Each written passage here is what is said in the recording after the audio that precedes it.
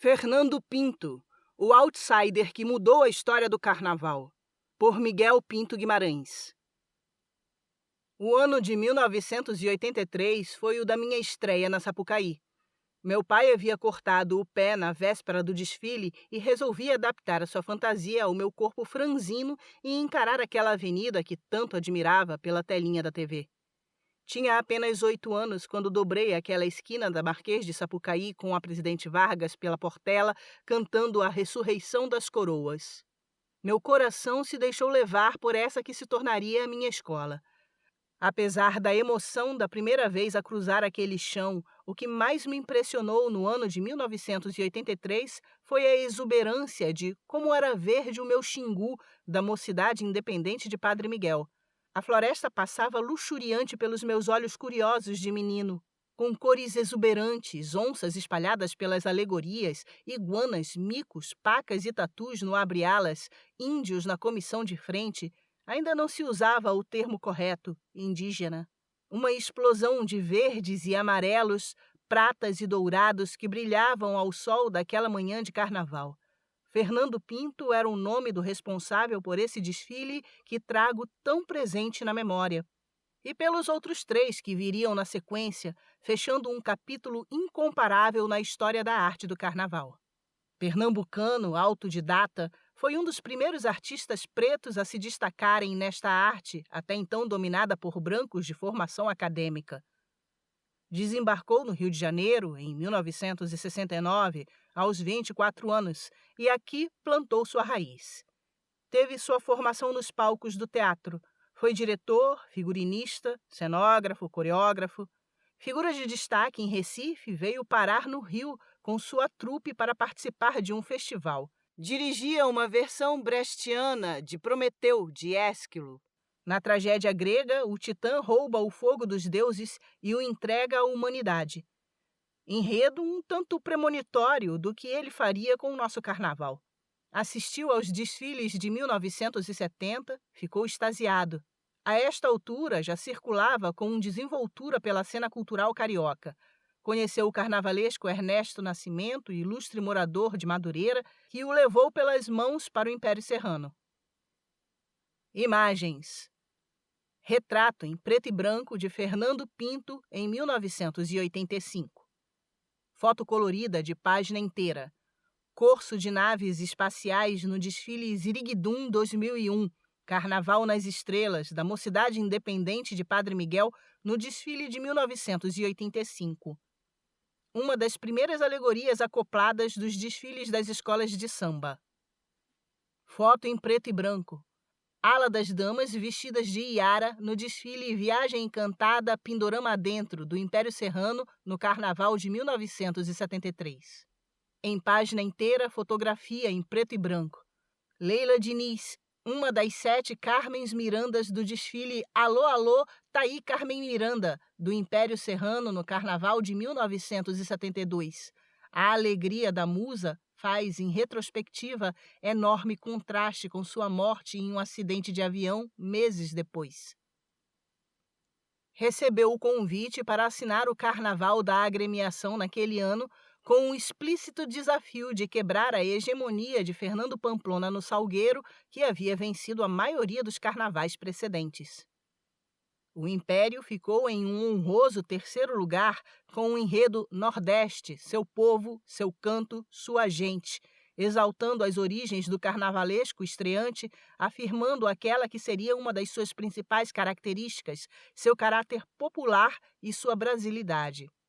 Foi vencido pelo próprio Pamplona, que desfilou Festa para um Rei Negro, assinado em conjunto com Arlindo Rodrigues, Maria Augusta e Joãozinho 30, o time dos sonhos do carnaval. Curiosamente, um enredo contava a visita de príncipes africanos a Pernambuco, terra natal de Fernando Pinto. No ano seguinte, apresentou o enredo Alô, Alô, Taí Carmen Miranda, o que causou certa surpresa. Carmen havia caído no ostracismo, a imagem exótica e estereotipada que havia vendido de nosso país. A acusação de ter se americanizado e o flerte com o Estado Novo não permitiram que ela sobrevivesse à efervescência política do pós-Vargas.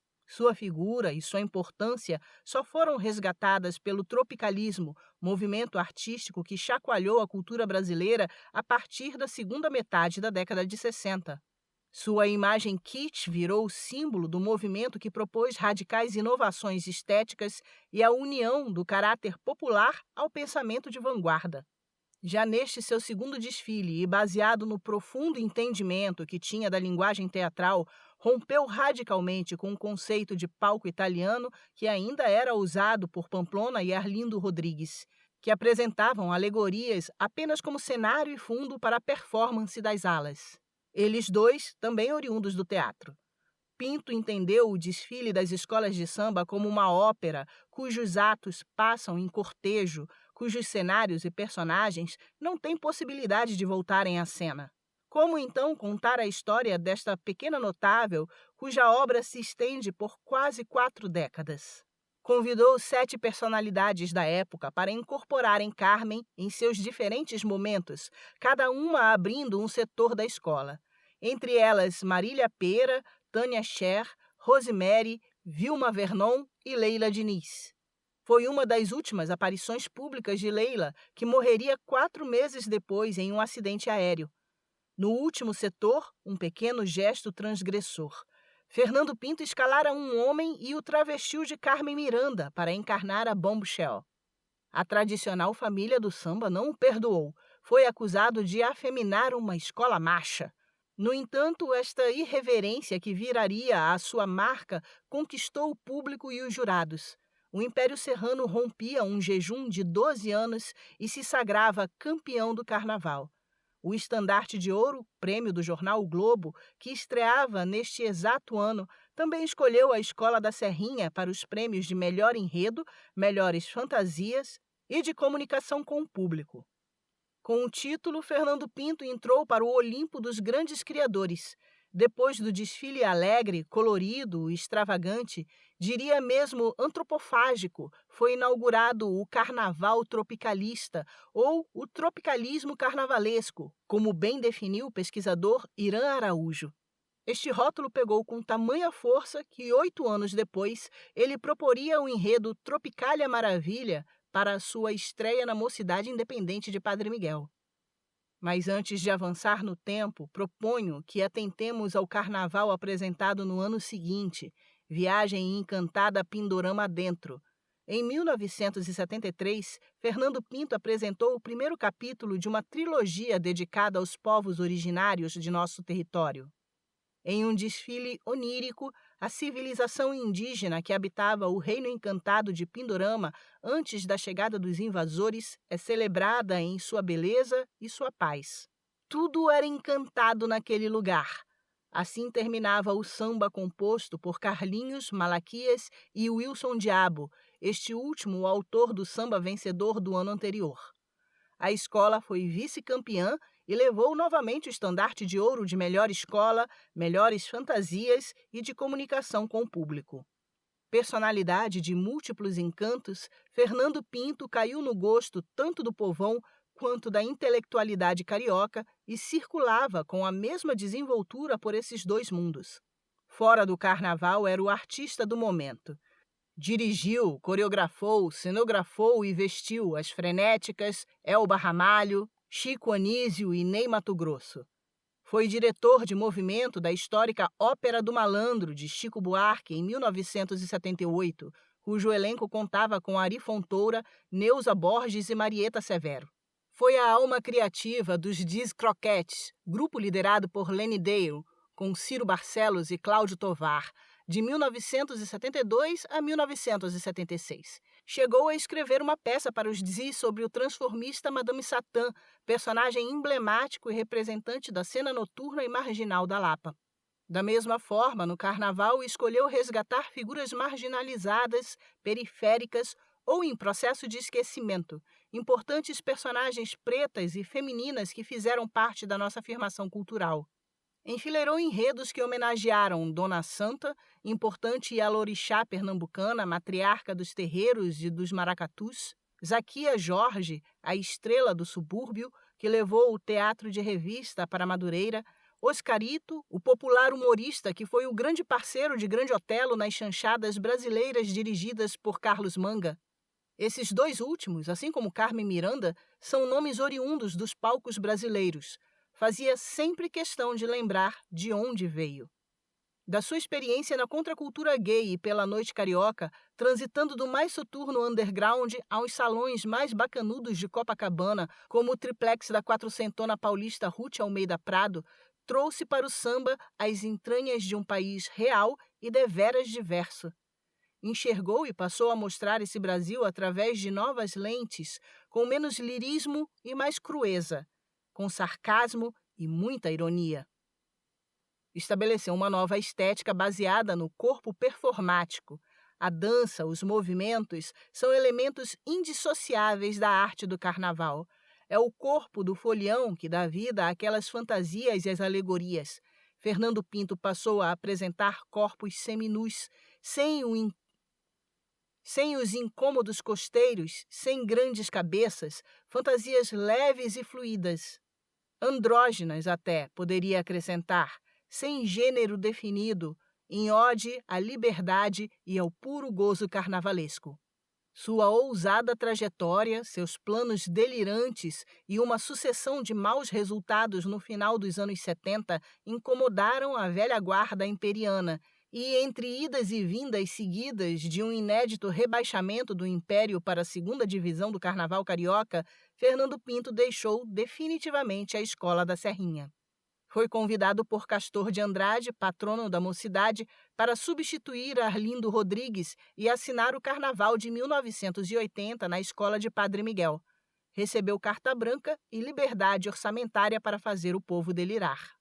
A mocidade vinha de seu primeiro campeonato com o descobrimento do Brasil. A expectativa e a responsabilidade, portanto, eram enormes. Diferente daqueles anos de barracão do Império, em que enfrentava péssimas condições de trabalho e o desrespeito da diretoria da época, encontrou terreno fértil para dar asas às suas loucuras, que não eram poucas. Com o enredo Tropicália Maravilha, assumiu o flerte com o movimento pelo qual foi rotulado. Em entrevista, o polêmico jornalista Antônio Crisóstomo declarou: "De certa forma, eu sou filho estético da Tropicália, aquele movimento maldito maravilhoso. Tropicália, para mim, é isso. É a curtição em cima de tudo e de todos. Tropicália é o verdadeiro Brasil. É o que todo mundo faz e ninguém mostra." Não obstante as críticas positivas e o vice-campeonato, Fernando migraria para Mangueira em 1982. Um de seus grandes sonhos era fazer o carnaval da tradicional verde-rosa. Essa oportunidade surgiu quando ele, grande amigo de Luiz Oswaldo Pastore, que patrocinara a agremiação naquele ano, condicionou o apoio à contratação de Fernando. O enredo escolhido foi As Mil e Uma Noites Cariocas. Apesar da boa colocação na quarta posição, a experiência foi traumática. Enfrentou o ódio da velha guarda, da ala das baianas e até da bateria. O Jornal do Brasil, na época, exibiu em reportagem a revolta dos ritmistas com a cabeça proposta, uma enorme constelação de estrelas salpicadas em estrutura armada.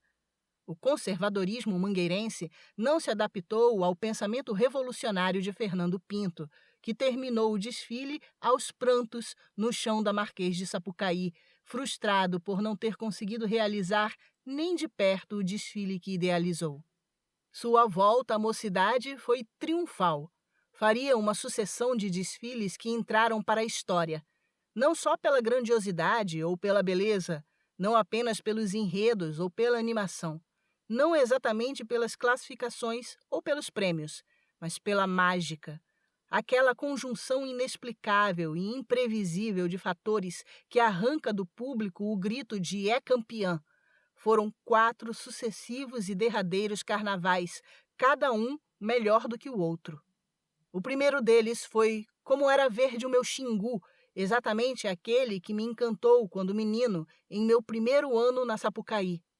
O segundo capítulo de sua planejada trilogia, um manifesto ecológico e humanista poucas vezes visto nos desfiles das escolas de samba. Sempre houve índios nos enredos ufanistas, volto a lembrar que não se usava ainda o termo indígena. No entanto, sua presença sempre foi ilustrando uma visão estereotipada ou folclórica, como em Lendas e Mistérios da Amazônia, da Portela, de 1970, ou a serviço da história eurocentrada, sendo representados como coadjuvantes de uma conquista portuguesa ou de um suposto descobrimento.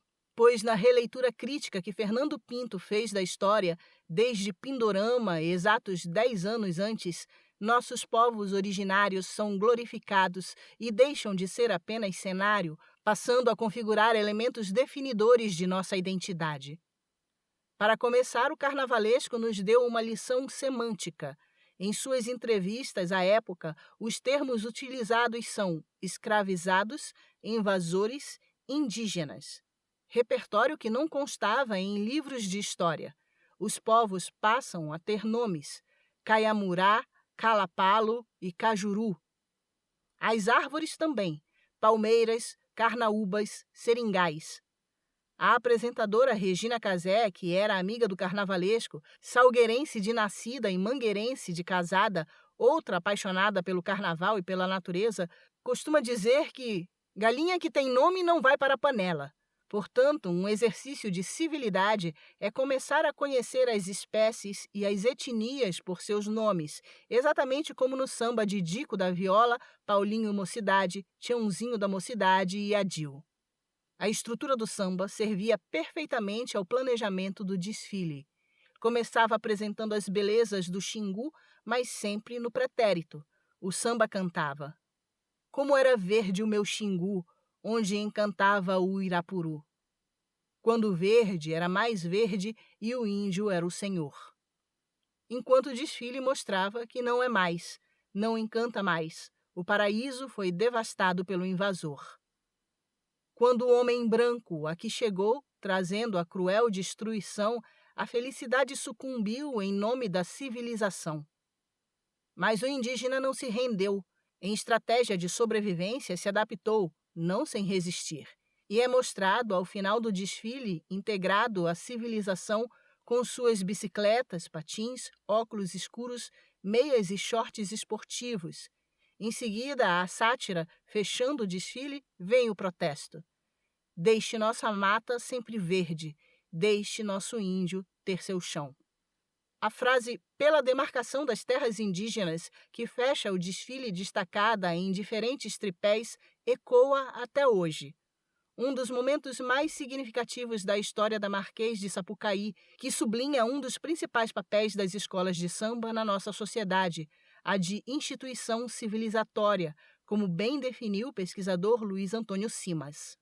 Às vésperas da efetivada redemocratização do país e poucos anos antes da nova Constituição, este apelo, que já era urgente, ainda patina na pauta do Supremo Tribunal Federal, a instância máxima da nossa justiça.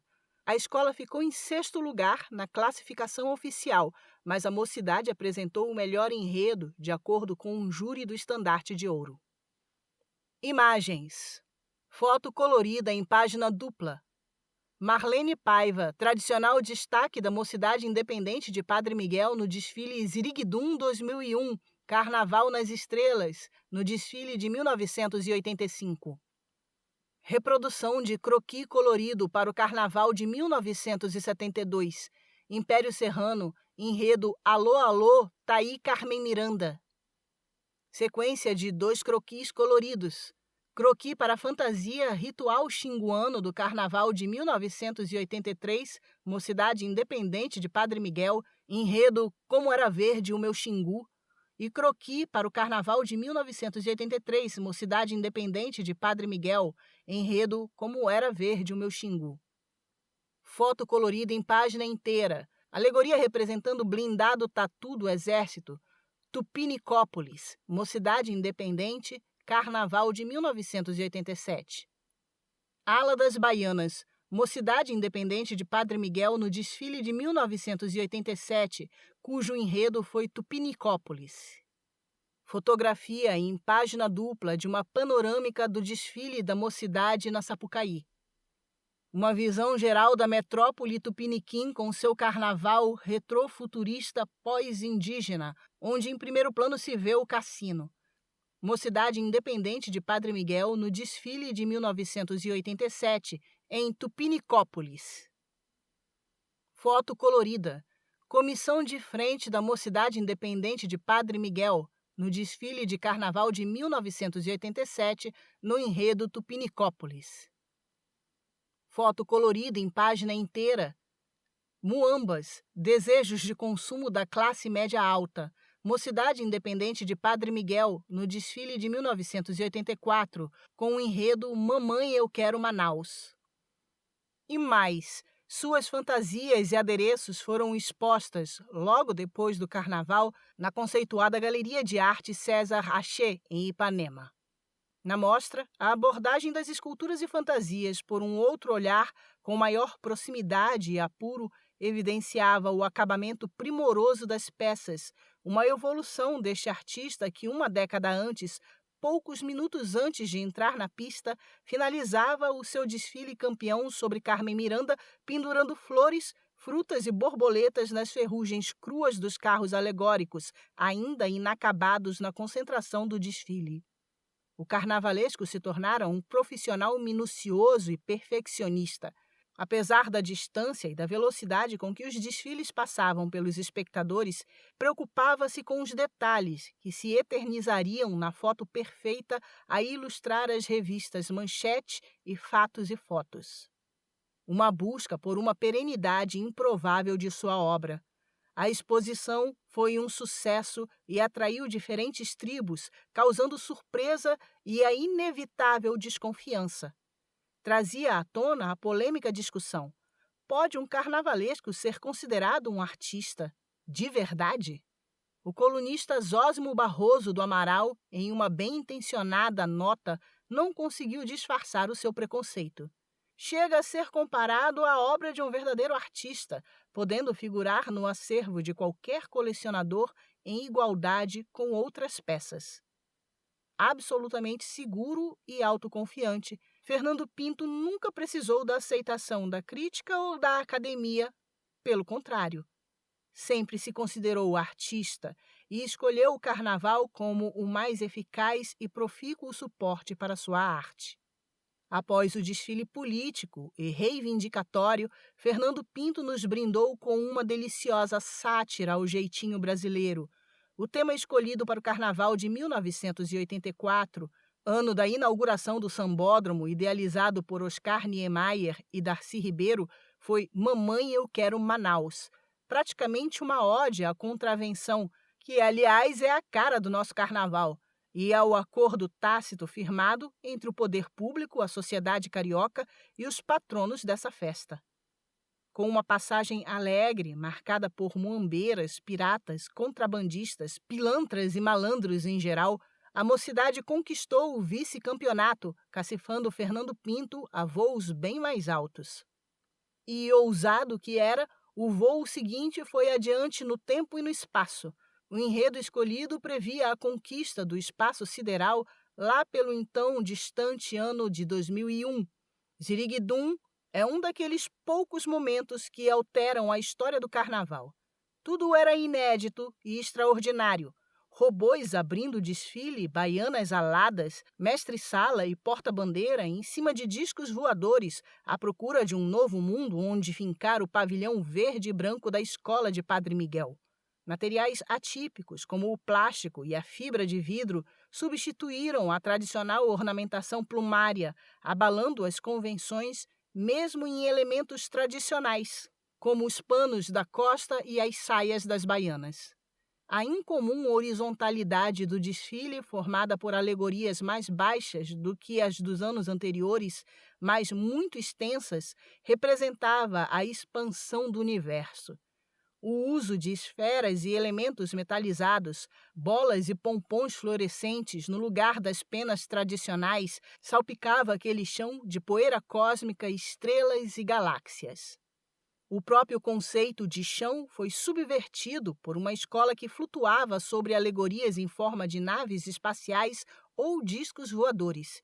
E o mais impressionante, a escola reluzia em prateados e dourados sob a luz do astro-rei ao meio-dia da segunda-feira de carnaval. uma ousada aposta de quem, em devaneio, profetizou: vou fazer todo o universo sambar.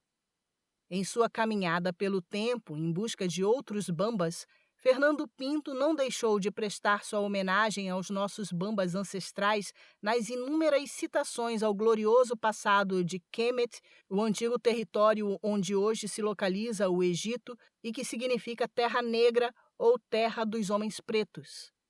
Em fantasias e alegorias, celebrava os saberes astronômicos, a intimidade com o cosmos e a tecnologia, quiçá extraterrestre, que ajudou a construir este império que dominou o continente africano por mais de 2000 anos. Foi o primeiro enredo de ficção científica a se materializar na Marquês de Sapucaí. Antenado com o que acontecia pelo mundo, o carnavalesco captou a paixão pela sci-fi e pela futurologia que chamavam a atenção na década de 80. O filme De Volta para o Futuro, de Robert Zemeckis, que marcou a minha geração, seria lançado poucos meses depois. E.T., de Steven Spielberg, chegou ao Brasil 2 anos antes. O nome do enredo seria Requebros Imediatos de Terceiro Grau, uma homenagem ao sucesso de Spielberg, mas foi vetado por Chiquinho Pastel, então diretor de Carnaval da Mocidade. Foi então rebatizado a partir de outro marco na história cinematográfica, o filme 2001, Uma Odisseia no Espaço, de 1968, dirigido por Stanley Kubrick e roteirizado por Arthur C. Clarke. Clarke e sua obsessão pela viagem no tempo foram inspiração para o carnavalesco. E o desfile fazia referências aos principais autores gringos deste gênero, Isaac Asimov, H.G. Wells e Cyrano de Bergerac. Apesar disso, espalhava pelo universo a mais pura brasilidade. Fernando se mantinha coerente com o seu manifesto de respeito à nossa cultura popular. Não só o carnaval e o samba viajavam naquela nave, mas também o frevo, o afoxé, o caboclinho, o boi-bumbá, maracatus, reisados e demais manifestações afro-indígenas. De certa maneira, ele fazia referência à própria chegada ao Rio de Janeiro e à potência que foi o encontro do maracatu, que trazia de sua terra natal com um jongo da serrinha para a gênese do seu carnaval. Pelo pioneirismo, não poderia ser diferente.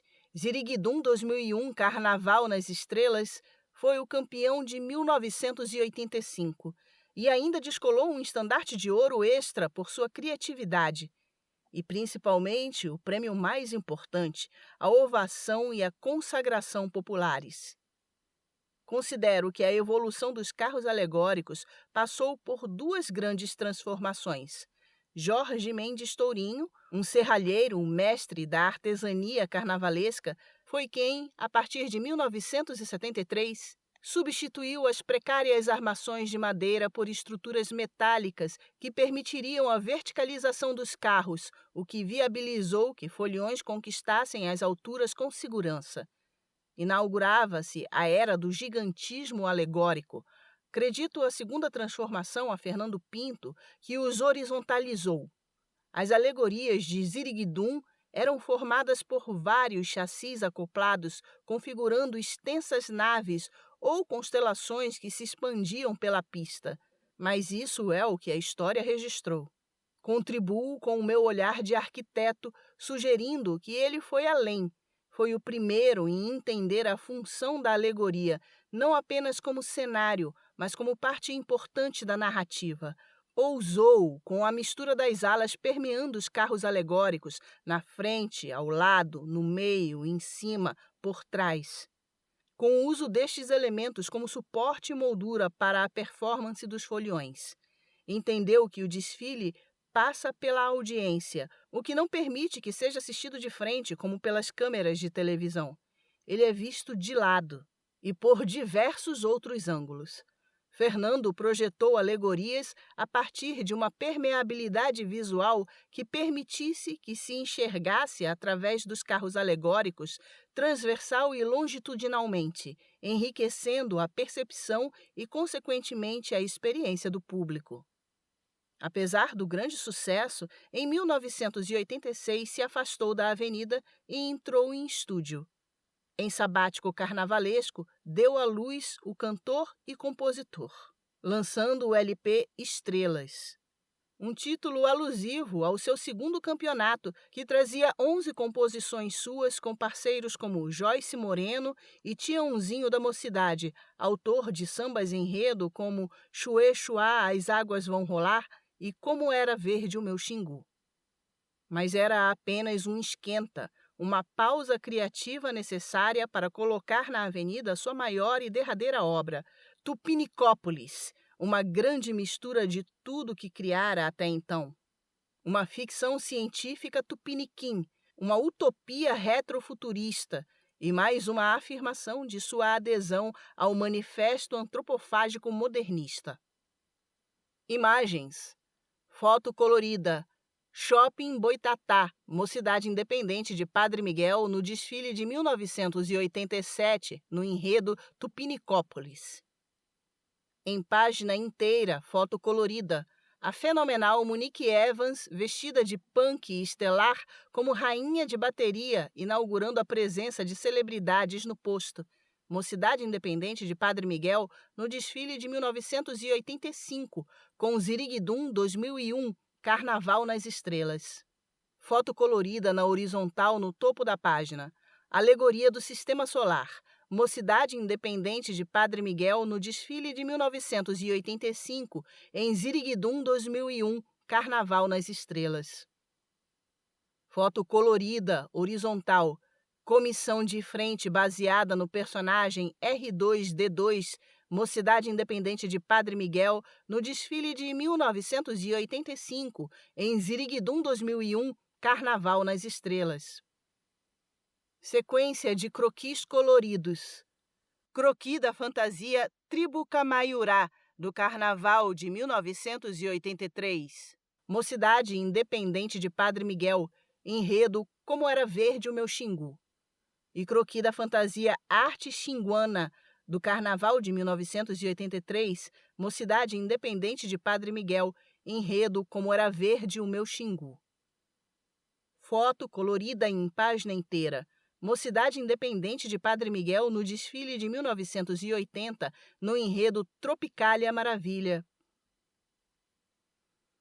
Em 1973, nos foi apresentado um paraíso. Em 1983, pudemos assistir à invasão deste lugar encantado e o processo tensionado de assimilação do índio na construção de uma coletividade nacional. No capítulo final de sua trilogia, Fernando Pinto nos apresenta a grande metrópole indígena Tupinicópolis, dominada por nossos povos originários que se rebelaram e expulsaram o homem branco de sua terra e fundaram uma nova civilização brasileira lá pelo 3º milênio. Um novo Eldorado. Uma sociedade complexa com as vantagens e os vícios oriundos de um longo e estratégico processo de aculturamento. A experiência estética desses 3 desfiles seriados em 14 anos é coerente com um projeto elaborado a longo prazo. O final do desfile de Pindorama se confunde com a abertura do Xingu 10 anos depois. O setor final do Xingu é um prenúncio da apoteose visual que seria Tupinicópolis. O esquema cromático também seguia o mesmo conceito. Ao longo dos 3 desfiles, percebemos claramente a transição de uma exuberância verde, passando para o predomínio do prateado urbano e explodindo num fulvo eldoradizado, mixagem que era percebida ao longo dos próprios desfiles. O desfile elaborava como seriam as cidades ocupadas pelos indígenas e conclui que não seriam muito diferentes das que os caraíbas construíram. Apesar do respeito à floresta em pé e da celebração das tecnologias ancestrais, a adesão às benesses do capitalismo, os nossos vícios, fraquezas e imperfeições corromperiam a ingenuidade e a pureza, virtudes atribuídas aos indígenas em seus outros enredos. Mas a narrativa era fantástica. Patins e bicicletas voltaram à pista, reforçados por uma frota de motocicletas na comissão de frente, sugerindo o caótico trânsito de uma metrópole. Óculos Ray-Ban, relógios de luxo e as datadas pastas 007 substituíam, como objetos de desejo, os espelhinhos ofertados pelos invasores no processo de conquista.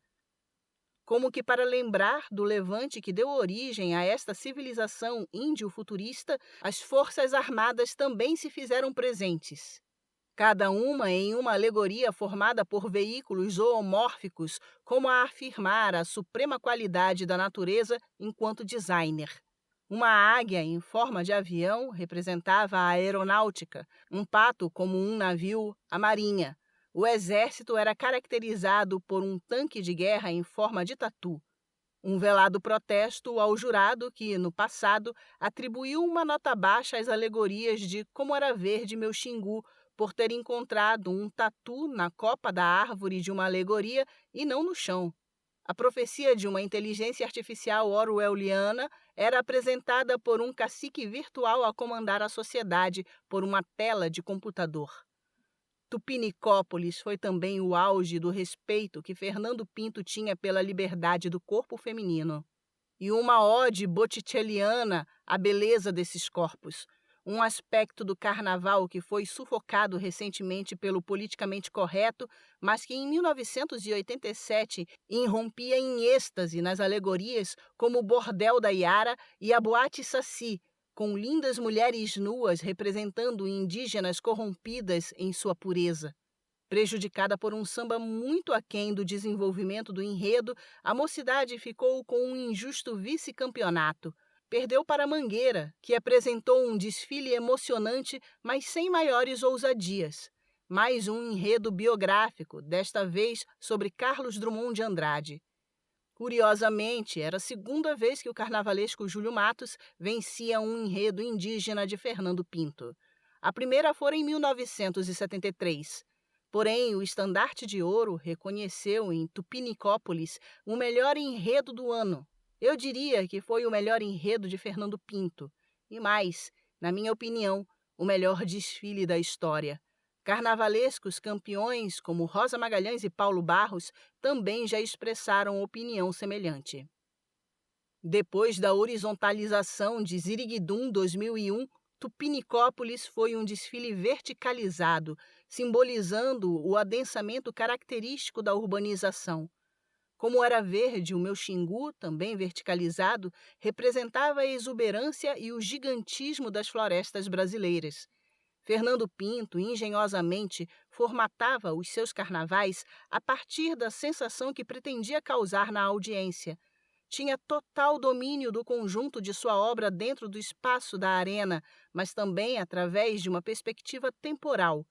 A maneira como ele alternava ao longo dos seus incompletos 14 carnavais os temas críticos e bem-humorados, as alegorias verticalizadas ou horizontalizadas, as escolhas cromáticas e a recorrência de elementos narrativos mostram uma lógica criativa sem precedentes.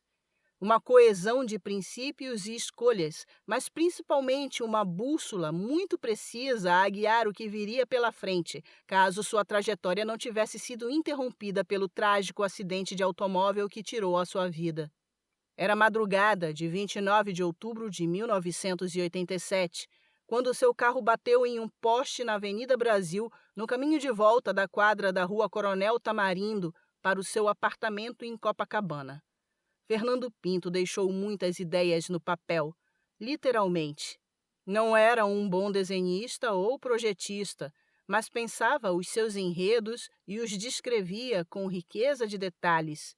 Deixou um carnaval incompleto. Beijing, beijing, bye bye Brasil. Mais uma de suas sátiras políticas, que foi brilhantemente finalizado por Cláudio Amaral Peixoto, com quem trabalhava. Cláudio hoje é um premiado diretor de arte. Tinha a sensibilidade de intuir o que Fernando Pinto pensava. Tinha uma linguagem moderna e seria o seu sucessor se tivesse permanecido no carnaval.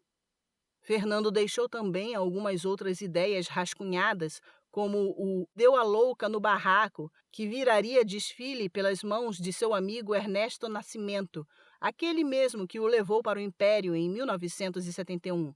E Forró Final, um apocalipse carnavalesco. Fernando Pinto, no entanto, só queria fazer a sua arte. E nesse processo tirou do Brasil o que ele tinha de melhor: Hoje, quase 40 anos depois de sua morte, é considerado um dos nomes que mudaram a história do carnaval.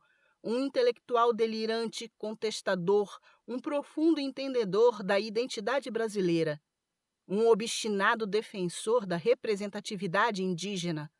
Fez pelos povos originários em apenas 3 desfiles o mesmo que o carnaval, a partir de Pamplona, levou tantos anos para fazer pelo povo preto. Não foi o grande campeão que merecia ter sido. Além das 2 vitórias, foi quase campeão em inexplicáveis 4 carnavais. Por sua demasiada ousadia, talvez não tenha sido aceito pela conservadora família do samba. Testou e experimentou demais.